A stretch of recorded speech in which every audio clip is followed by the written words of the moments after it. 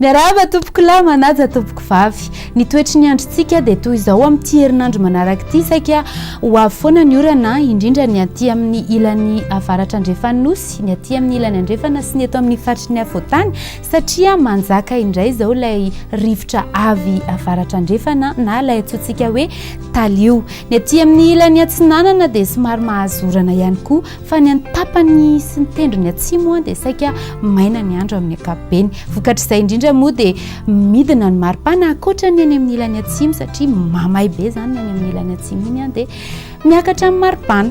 Raha jerevantsika ny toetry ny andro ho an'ny rapitso dia avy ny orana aty amin'ny antala toy izay ihany koa ny any amin'iny vatovavy finansy any atsimo atsinanana any.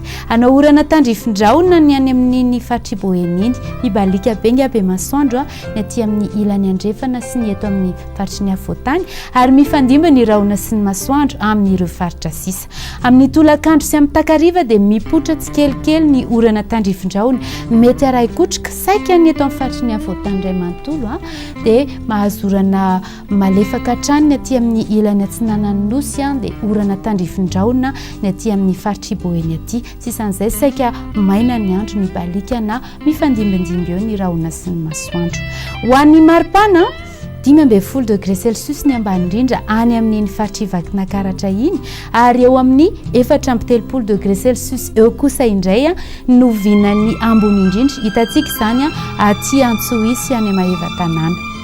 Raha andeha hivoaka any amin'ny reto firenena vitsivitsy ivelan'ny nosy reto itsika dia any Paris sy any Johannesburg dia ho avy ny orana.